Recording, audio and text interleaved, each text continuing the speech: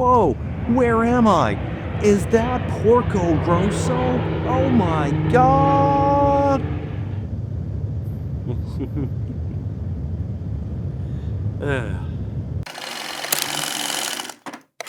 Studio Ghibli's Porco Rosso, the Crimson Pig if you will, by being a reflection of the cinematic landscape of the Second World War and the propaganda that existed within this, it becomes a critical view of how war impacts men. The film's tone, set through the viewpoint of Porco, is largely wry and pessimistic, playing with the expectations of what we expect a wartime hero to be, to show the devastating impact the horrors of war can have on one man's psychology. Centering on the dynamic between Porco Rosso and Marco Pagò, really the same person but distinct in their personas, Miyazaki uses the film, both for its narrative and visual storytelling, to construct a thesis on survivors' guilt and overcoming it. Thanks for the offer, but I'd rather be a pig than a fascist. While we had told the story of how Marco Pagò became Porco Rosso towards the tail end of the film, it's important to establish it first as to properly understand their characters going forward. During World War I, Italian fighter pilot Marco Pagò and his squadron were attacked by enemy forces, with Marco taking to the cloud layer for cover, where he blacked out. After returning to consciousness, Marco sees the planes of his squadron, including his recently married friend Bellini, flying far off into the clouds, literally ascending to heaven. The last survivor of his squadron, Marco offers to die in the place of Bellini, after which he wakes up flying alone and with the head of a pig. In this moment, along with his squad, Marco Pagò died and Porco Rosso was born. Porco Rosso, as we meet him at the start of the film, is one depressed pig, refusing to have any association with who he once was because of the pain that it brings him. Any photographs of Marco have his face crossed out by Porco. He lives a nomadic life, trying to rid himself of any ties, and even goes so far as to smoke French cigarettes as opposed to Italian ones, and pretty bad ones at that. To Porco, Marco is dead, even if those around him do not agree. Any connection that Porco has with him, he tries to sever. Well, you know, it's a great place, except for that ugly photograph you keep hanging on the wall up there. Survivor's guilt and affliction that occurs when someone close to you experiences loss or death, and you do not, is a common affliction amongst survivors of war. The idea that one soldier survives over a squad mate is an idea that permeates, even if there is no real reason for one person to survive over another. And this is what impacts Porco Rosso. Marco survived where his squad, and especially Bellini, did not, driving him to a survivor's guilt so great that he literally tries to end any notion of his own existence. Marco hates himself for his survival, thus living as Porco. How are you ever going to break that stupid curse on you, Marco?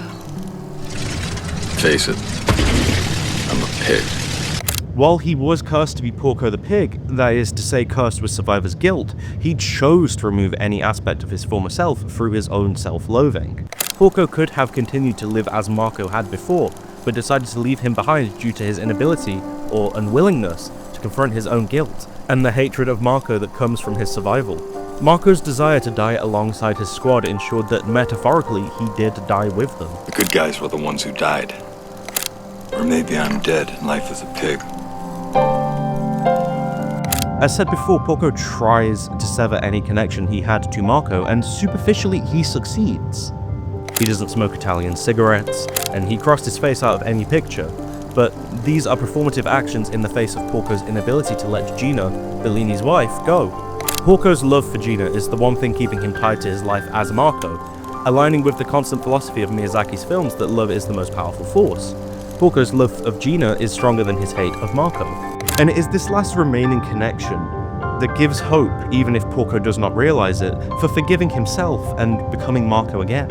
If there is still love in Porco's heart, as closed off as it may be, he still has the capability to love himself and by extension Marco again.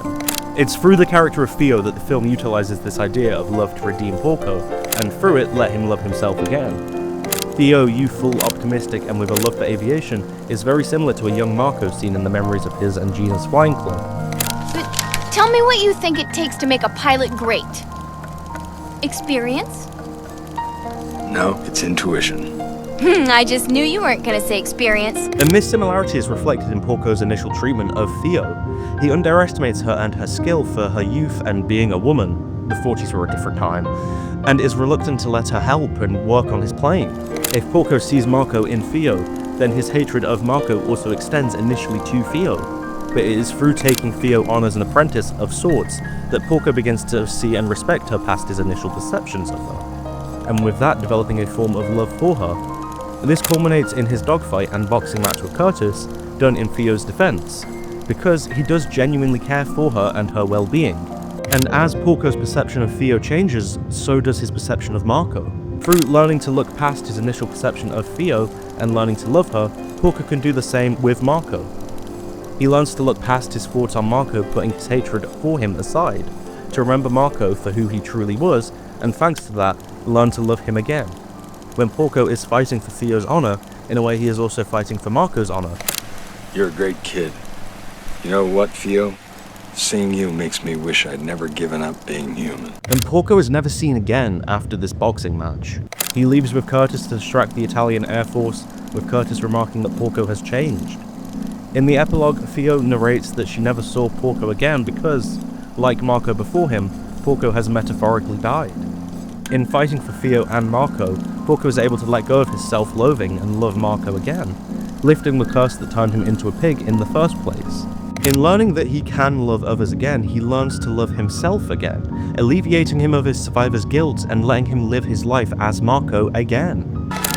Is Porco Rosso dead or alive? Good question.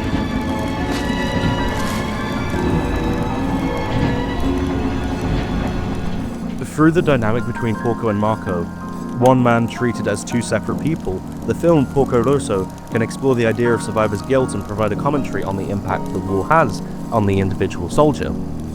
Through this narrative, Porco Rosso dictates that loving another and loving oneself is able to overcome the tragic impacts of war, and that through this love, one is able to overcome the resentment that they may hold against themselves for events out of their control. It's touching stuff, really.